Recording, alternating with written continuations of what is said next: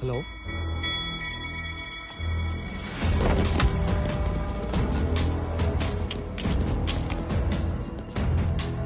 నేను మాట్లాడతానమ్మా, నేను మాట్లాడతాను, ఏం భయపడుకో. సార్, మీ వాళ్ళు ఎవరో మా నాన్నే తీసుకెళ్లారంట. చెప్పాను కదా ముందే, నాకేదన్నా జరిగి నేను ఊరుకున్నా, నా అమ్మాయిలు ఊరుకోరని. అది కాదు సార్, మీరు ఒకసారి చెప్తే. ఎన్నరయ్యా, 24 గంటలు పట్టుకొని కలిగితే వింటారా? ఎన్నరో ఆ పనికి మాలిన తండ్రిని లైట్ తీసుకుని నా బెయిల్ పని చూడు. కావలసినంత క్యాష్ తీసుకొని ఇమోషన్ తొక్కాయి. సార్, ఏంటి ఆ క్యాష్ ఏదో అన్నారు కదా, ఒకసారి ఫిగర్ ఎంత ఫైనల్ చేసేసింది.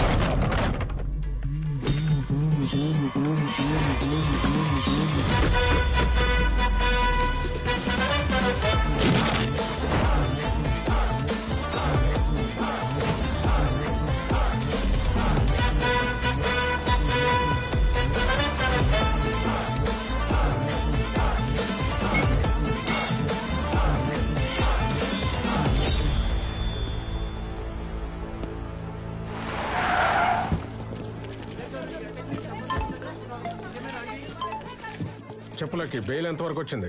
చాలా కష్టం సార్. మీ అభిమానులు చేసిన పనికి మిమ్మల్ని బయటికి తీసుకురావటం ఎవ్వడి వల్ల కాదు.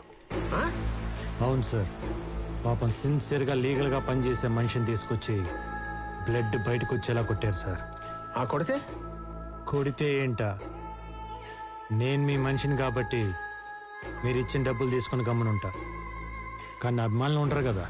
నీ అమ్మానులా? అవును సార్, మీ రేంజ్కి మీకే అభిమానులు ఉంటే మరి నాకు ఉంటారు కదా.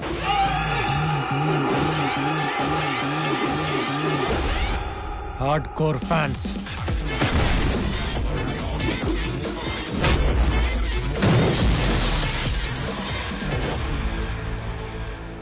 మిమ్మల్ని మీ వాళ్ళు ఎలా ఫాలో అవుతుంటారో మా వాళ్ళు కూడా మా నాన్న అలాగే అబ్జర్వ్ చేస్తూ ఉంటారు, సైలెంట్గా. మరి అంత ప్రేమున్న మా నాన్నే తీసుకొచ్చి కొడితే చూస్తూ ఊరుకుంటారా చెప్పండి?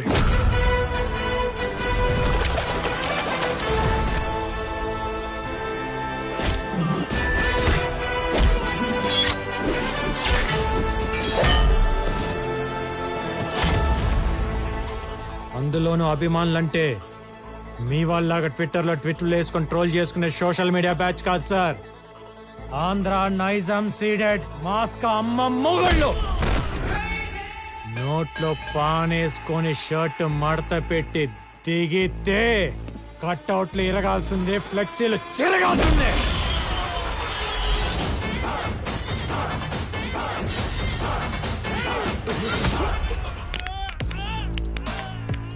అన్నట్టు మీకు చెప్పడం మర్చిపోయా, నా ఫ్యాన్స్ లో ఒక సైకో నా కొడుకున్నాడు. వాడికి మా నానంటే మరీ పిచ్చి. ఈ లచ్చిగాడి కత్తి పట్టుకొని మా నాన్న పడవటానికి వస్తే వాడిని కొట్టాడు చూడండి. మీరు అలాగే లైన్లో ఉండండి సార్, చెప్తా.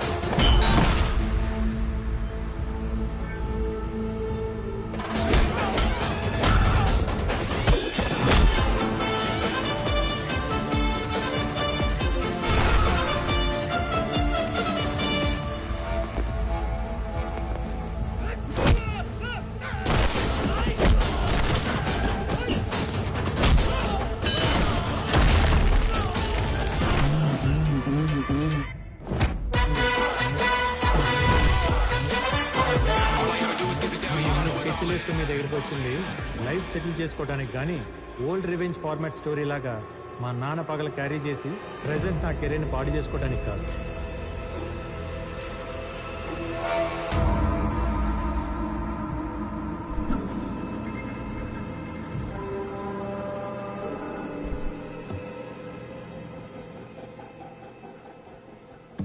ఏంటి అలా చూస్తున్నావు?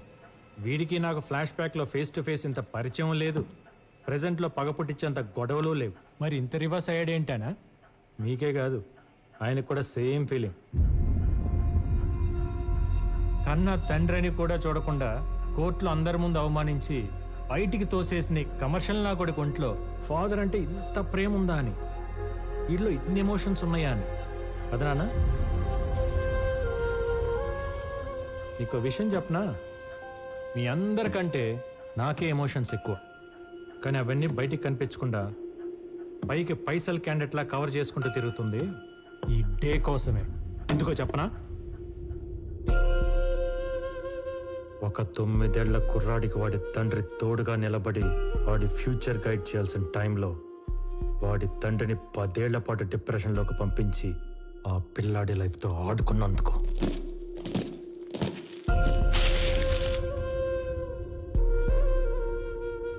ఈ ప్రపంచానికి జడ్జి అయినా ఇంటికి రాగానే చిన్న పిల్లల్లా నవ్వుతూ ఆడుకునే నాన్న ఫేస్లో నవ్వు తీసేసి నాకు నరకం మిగిల్చినందుకు.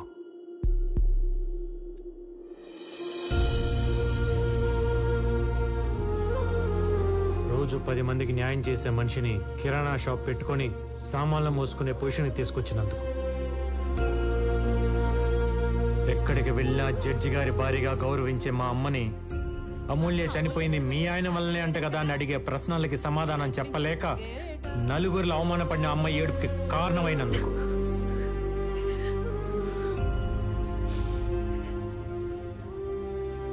మర్చిపోలేని సంఘటనని పదే పదే గుర్తు చేసుకుంటూ దానికి కారణమైన నిన్ను ఏమీ చెయ్యలేక మత్తులో దాన్ని తుడిచేయాలని తాగుడికి బానిసై చెత్త కుప్ప పక్కన పడిపోతే అర్ధరాత్రి వెతుక్కుంటూ వెళ్ళి మా నాన్న చూడకూడన స్థితిలో చూసినప్పుడు నా గుండె ఎంత బద్దలైపోయి ఉంటుందో నీకు తెలుసా?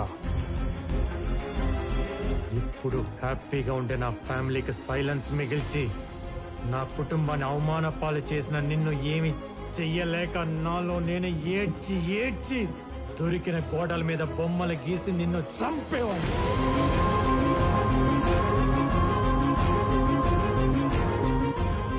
చిన్నతనం గురించి ఎవరికన్నా చెప్పాలంటే కన్నీళ్లు, నిద్రలేని రాత్రులు, ఈ చేత్తో గీసిన చెత్త గీతలు తప్ప ఇంకేం మిగలకుండా చేశావు.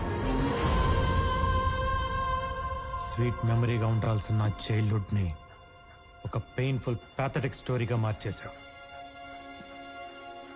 అందుకే జడ్జి గారు అబ్బాయిగా పుట్టినందుకు చేతికి మట్టి అంటకుండా చంపుదాం అనుకున్నా. టైం కోసం వెయిట్ చేశా. शैला बानो వచ్చింది. अपॉर्चुनिटी फाड़. बोलिए बानो जी, क्या चाहिए आपको इस कमर्शियल आदमी से? मैंने अपने हस्बैंड को मार दिया. నీదే తప్పు లేకపోయినా చంపడం అనేది క్రైమే. దానికి ఎంతో కొంత శిక్ష అనేది ఉంటుంది. నీ కూతురుతో నువ్వు లైఫ్ లాంగ్ హ్యాపీగా ఉండేలా ప్లాన్ చేస్తావు. నేను చెప్పినట్టు చెప్పు. అలా శైలా బానుని అమూల్యగా మార్చి దివాకరం ఇంటి ముందు దింపా. అదే రాత్రి బాడీని నీ ఫామ్ హౌస్ కు షిఫ్ట్ చేయించా. తప్పండి మనం ఏమైనా పర్మిషన్ తీసుకుని అఫీషియల్ గా చేస్తున్నావా ఏంటి? నీకున్న అమ్మాయిల పిచ్చికి దివాకరం దగ్గర ఉద్యోగం అడిగేలా చేసి నీ దగ్గరికి పంపించా. సార్ అమూల్య నీ చేతే పెళ్లి ప్రపోజల్ పెట్టించి నేను ఒప్పుకున్నాకే ఆ పెళ్లి జరిగేలా చేశా. కానీ ముందు అమ్మాయి కరెక్టో కాదో నేను చెక్ చేయాలి. కంగ్రాట్స్ సార్, నన్ను సెలెక్ట్ చేసిన మీ సెలెక్షన్ తప్పెలా అవుతుంది? మండపంలో ఇష్టం లేని పెళ్లి జరుగుతున్నట్టు మీడియా ముందు కలరింగ్ ఇప్పించా. ఫస్ట్ డే శోభనానికి రెడీ అయిన నిన్ను మా నాన్న వీడియో ప్లే చేయించి డైవర్ట్ చేశా. ఇంకేం కమ్ము, అవుట్ అయిపోయింది అక్కడ.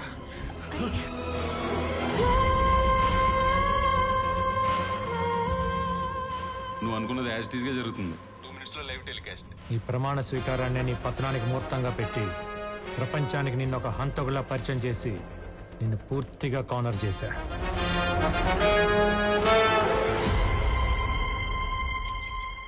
అబ్బా, అదిరిపోయింది.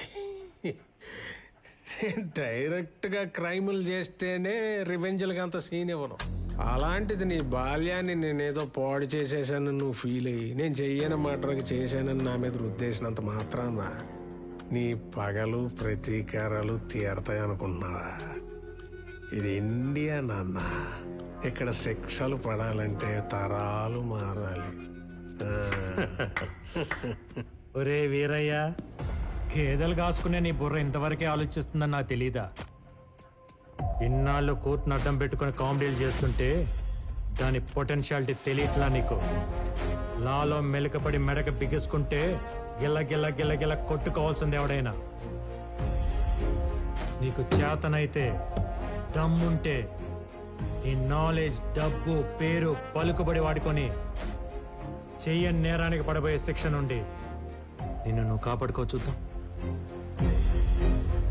దా.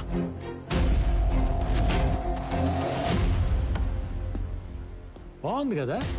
రెగ్యులర్ రివెంజ్ ఫార్మాట్ లో కొత్త లీగల్ పాయింట్. సమ్మగా ఉంది, మజా వస్తుంది. దా.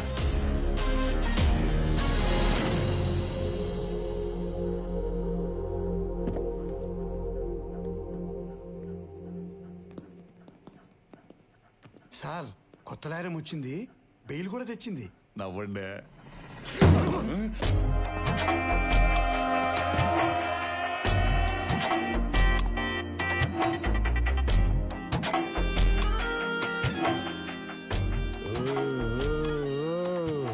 ఏందా సౌండ్? మడిసి అన్నాక కుసింత కళాపోసన ఉండాలని డాడీ అంటుండేవారు. లేకపోతే మడిసికి గుడ్డికి తేడా ఎటు ఉంటుందని. ఆయన అన్న ఆ మాటను పట్టుకుని కనపడిన దాన్నల్లా కళాపోషణ చేసి చేసి చివరికి ఒక ఆవిడ పెట్టిన కేసులో ఇరుక్కుని లాయర్ని కలవడానికి వచ్చినాం. ఇప్పుడు ఆవిడనే గెలిగితే ఇలా కూడా మిగలవు సామే. లాయరా?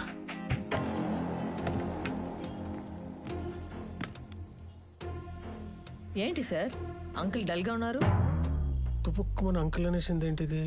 ఏం లేదమ్మే, ఈ కేసు గెలుస్తాడో లేదని చిన్న టెన్షన్. Why uncle? ఆ లాయర్ లకి సబ్మిట్ చేసిన విట్నెస్లు వింటే మీకే అర్థమైపోతుంది ఈ కేసులో ఎంత డెప్త్ ఉందో. అసలు నేను మర్డర్ చేస్తే కదా డెప్త్ లో విట్నెస్ లో ఉండడానికి. కానీ సబ్మిట్ చేశాడు కదా. మీ దగ్గర గిఫ్ట్ గా తీసుకున్న గోల్ఫ్ క్లబ్ తో శైలాబాను హస్బెండ్ ని మీరే కొట్టి చంపినట్టు అతని బ్లడ్ తో మేకప్ చేసి ఇంట్లో సేఫ్ గా దాచాడు. గోల్ఫ్ క్లబ్ ఉంటే గ్లవ్స్ కూడా ఉన్నాయి అంకుల్. మీరు లంచ్ చేశాక చేతులు తుడుచుకుని పారేసి టిష్యూస్ లాగా మర్డర్ అయ్యాక గ్లవ్స్ ని అక్కడే పాడేసినట్టు ప్రూఫ్ గా పెట్టాడు. పెట్టేస్తే నేను వెళ్ళినట్టు ఉండాలి కదా. దానికి మీ జుట్టు ఉంది కదా అంకుల్, మీ పెళ్లిలో కామెడీగా పీకిన హెయిర్ ని సైడ్ పాకెట్ లో భద్రంగా పెట్టుకుని డెడ్ బాడీ దగ్గర మీ DNA లాగా డ్రాప్ చేశాడు. చేస్తే అయిపోద్దా? అవ్వదని తెలిసే మీ దగ్గర లాగిన డైమండ్ రింగ్ ని ఆ శవాన్ని పూడ్చి పెడుతూ పారేసుకున్నట్టు పోలీసులకి దొరికేలాగా చేశాడు. అర్థం కాల. అది అర్థం కావడానికే మీడియాను కూడా లాగాడు. ఇదే ఆ శైలాబాను హౌస్. శైలాబాను వాళ్ళ ఆయన్ని వివేక్ ఎలా చంపాడు మీకు కళ్ళకు కట్టినట్టు నేను చూపిస్తా. Follow me. ఇలా సైలెంట్ గా శైలాబాను ఇంటికి వచ్చి సోఫాలో కూర్చున్న వాళ్ళ ఆయన్ని ఇదే గోల్ఫ్ క్లబ్ తో కొట్టి కొట్టి చంపాడు.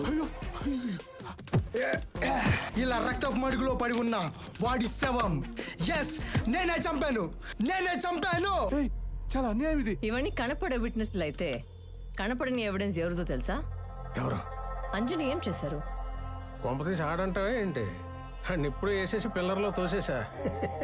ఇది ఎవరు వర్షను? వంశీదా, బాసుదా, లేదా అరవింద్ గారిదా? కాదు, నాది. రే అంజుబాబు, జాగ్రత్తగా బయలుదేరమ్మా. నేను ఫోన్ చేసి చెప్తేనే నా అభిమానులని సజీవ సమాధి చేశారు. నా దగ్గర ఇంకొక వర్షన్ ఉంది, డైరెక్టర్ది. మీరు చేసిన ఫోన్ కరెక్ట్, చెప్పిన మాటలు వాస్తవమే, కానీ అటేపు అంజని కొట్టి చంపలేదు. హలో సార్, వీడు పోయేలా ఉన్నాడు, ఒకసారి మాట్లాడండి. రే అంజుబాబు, జాగ్రత్తగా బయలుదేరమ్మా. నా ఖర్చులతో నా అభిమానులు సపోర్ట్ తీసుకొని నిన్ను సాగనంపుతున్నా. ఆ లక్కీకి మీరిచ్చిన విల్లాని, చెక్ని క్యాష్ చేసి మీ అభిమానులకి పంచి కిడ్నాప్ అయిన క్యాండిడేట్ ని రాజాలాగా తీసుకెళ్లిపోయాడు.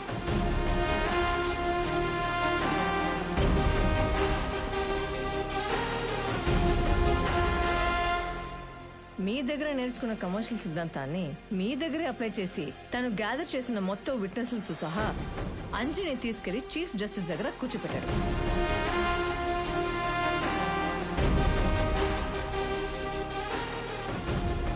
ఒక తండ్రిని గెలిపించడానికి కొడుకుగా ఇదంతా చేసిన ఒక లాయర్గా లాని కూడా గెలిపించడానికి ఏ లాయర్ కూడా మీ కేసు టేకప్ చేయకుండా ఈ రోజు బార్ కౌన్సిల్లో అతని స్టైల్లో రిక్వెస్ట్ చేశాడు. ముఖ్యమంత్రిని కూడా చూడకుండా కేసులు పెట్టి కోర్టుకు ఎక్కించి బోన్లో నిలబెట్టి శిక్షలు వేసిన గొప్ప గొప్ప న్యాయవాదులున్న ఈ దేశంలో కేవలం జీతం మీద జీవితాంతం వాళ్ళు నమ్మిన సిద్ధాంతం కోసం బ్రతికి రిటైర్ అయిన సిన్సియర్ లాయర్స్ ఉన్న ఈ సిస్టంలో రౌడీ వెధవులకు ఆపోనెంట్ గా నిలబడి నడి రోడ్లో ప్రాణాలు కోల్పోయిన హానెస్ట్ సర్టిఫికేట్స్ ఉన్న ఈ సొసైటీలో కరెన్సీ కక్కుర్తిపడే కమర్షియల్ లాయర్స్ కూడా ఉన్నారనేది నమ్మలేని పచ్చి నిజం. కాబట్టి ఎప్పుడు మనీ కోసమే పనిచేసే మనం అప్పుడప్పుడు మన సాక్షి నమ్మి పనిచేస్తా ఉంటున్నాం. ఒక మర్డర్ చేసి ధైర్యంగా మా లాయర్ చూసుకుంటాడనే స్టేజ్ నుండి ఏ లాయర్కి తెలిసిన తోలు తీస్తాడనేలా మార్పులు తెద్దాం అంటున్నాం. దానికి ఎగ్జాంపుల్ గా వివేక్ కేసును చూపిద్దాం అంటున్నాం. Politicians, business mans Indian judicial system ఒక ఫ్రేమ్ లో బంధించి ఆడిస్తున్న ఈ కమర్షియల్ గేమ్ ని ఇంతటితో ఆపుదాం అంటున్నాం.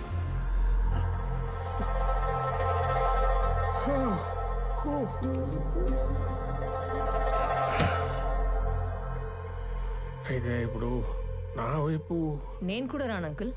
ఎందుకంటే మీరు వస్తూనే వంకరగా చూసిన చూపులకి నా వీపు హర్ట్ అయింది. నేను చూసింది వీపు కాదులేమ్మా, ఏదో కారణం చెప్పి మొత్తానికి అందరూ కలిసి నన్ను ఊరికింప ఎక్కించేద్దామని చూస్తున్నారు. నేను చెయ్యను తప్పుకి కాదు, చేసిన పాపానికి 25 ఏళ్ల క్రితం వాళ్ళ నాన్న వేయాల్సిన 6 నెలల జైలు శిక్ష అవన్నీ కలిపి క్యాల్కులేట్ చేసి ఇంట్రెస్ట్తో పాటు ఇప్పుడు ఊరిగా మారింది. ఒక ఆడపిల్ల ఉసురు తగిలితే ఎంతటి మొగ్గడైనా మట్టిలో కలిసిపోల్సిందే అని కాలం ఎంచుకున్న కథ ఇది.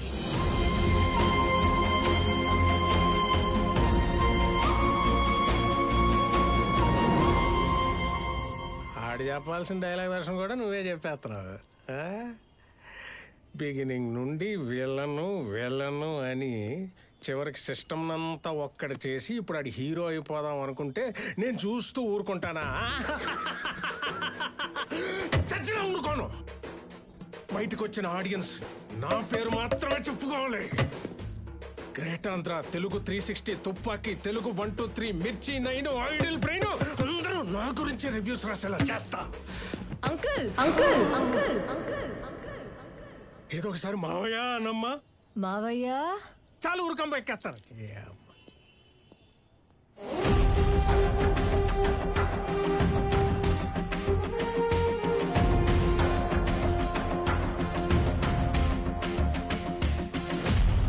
మిస్టర్ వివేక్, ఆవిడ వైపున ఆర్గ్యుమెంట్స్, విట్నెసెస్, ప్రూఫ్స్ చాలా బలంగా ఉన్నాయి. మీ తరఫున ఏమైనా ఆర్గ్యుమెంట్స్ ఉంటే please proceed with your lawyers. లాయర్లే ఉంటే నాకు ఈ ఆయాసం ఎందుకండి? అయినా మీరంతా కలిసి ఓ దేవుణ్ణి మంచోడని చెప్పాలా ఏంటి? మీరంతా జస్ట్ నేను సృష్టించిన సమస్త జీవకోటిలో చిన్న పురుగులు. ఇంతకాలం నేను దేవదూతనే అనుకున్నా, కానీ ఇప్పుడే తెలిసింది నేను డైరెక్ట్ గా దేవుణ్ణని, కారణ జన్ముణ్ణని. చూశారుగా నా వెనకాల ఎల్లో లైటు, ఆ ఆరా.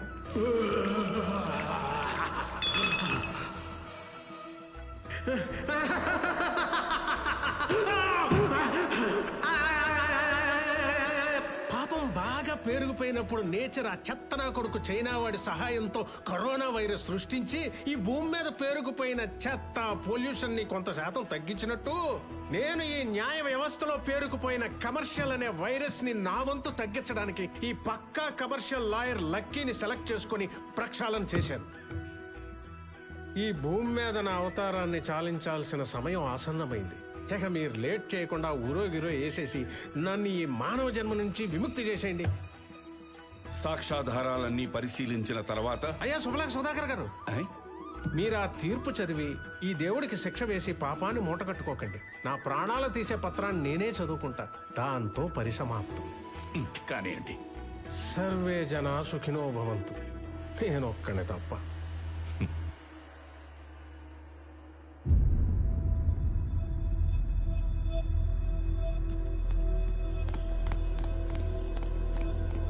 అన్నా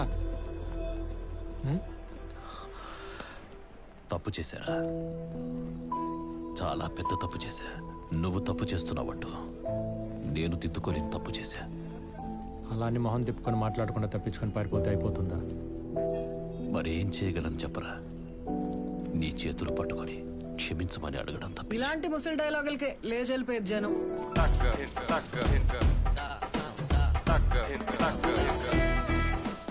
లేకుండా బాగానే డీల్ చేసావే క్లైమాక్స్.